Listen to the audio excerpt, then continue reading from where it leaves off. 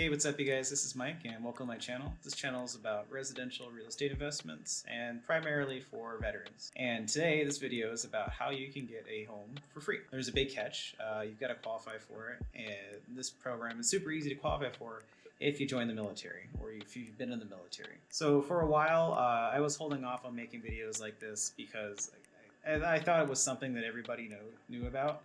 I find out that as you become more absorbed into your scene or into the industry that you're in, it's difficult to remember back to the time where you first started, where you're just starting off, and you kind of forget that oh yeah, there was a time when I didn't know the basics. And so this is a pretty basic video for most of my followers, but if you're unfamiliar with the VA loan, just the general process of it, that's the answer to the question. How to get a home for free, use the VA loan. But in order to use the VA loan, I got a couple of things here. So VA loan, what the VA loan does is it lets service members and select other Americans, like spouses, in certain circumstances, purchase residential property that's up to 4 units. So you can buy a 4-unit apartment building with the VA loan for free, no money down. You might have to pay closing costs like the inspections or the just paying the title company. The second part of that is if you were discharged for like a hardship or a reduction in force or convenience by the government, that you served at least 181 days. The third part of that is it's okay if it's less than 181 days. If you were discharged for a service-connected disability. And those are the 3 main people that I would be focused with that are not active duty. And for those that are active duty, if you've been active duty for at least 90 days and you're still active duty, then you qualify for this loan.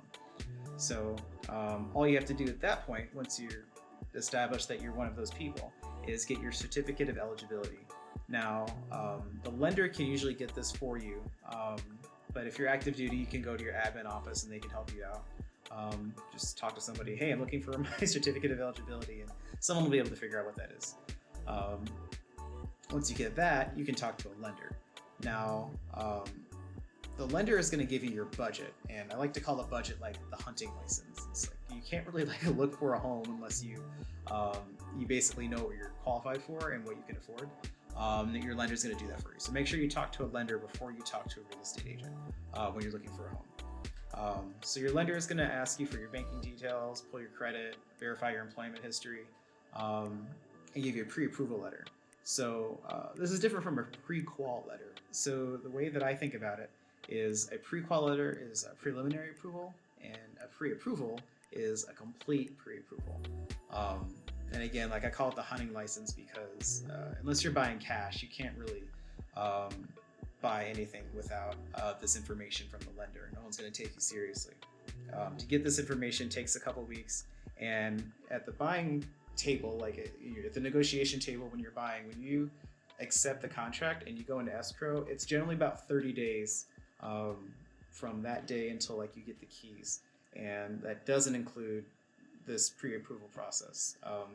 That should be done way ahead of time. So a quick side note is that if you are getting out of the military, you're getting out of the military, and you know that you want to purchase a home as soon as you get out, it's going to be difficult to get a loan right away because you've changed jobs. So what I want to let everybody know is that I'd say there's 2 paths. Most people take path A and get a job. About 6 months after you get your new job, most banks will be comfortable giving you a loan. However, if you are unemployed or you are self-employed after your military service, they're going to want to see at least 2 years of income just to know that you're stable. And I've got a friend who's making money hand over fist, could probably buy this home cash, and he was getting turned down for loans because just that exact rule, just no job history. And so at that point it's kind of silly, and it's well, I wish I would have known that. And what somebody in this group brought up is that what you can do is you can 1099 yourself. 1099 is just a independent contractor form. So if you've got an LLC, you can set up the LLC. The sooner you do this, the better. And then 1099 yourself, the LLC is paying you, and then whatever income that needs to be in order to make it make sense. If you're making 20 grand a month because you were doing commercial real estate syndication, for example, then like put that money in, have it in an LLC, and then pay yourself with the LLC, so that when you go to a bank, when you get out of the military, they go, oh, okay, like you've been working at this LLC for however many years.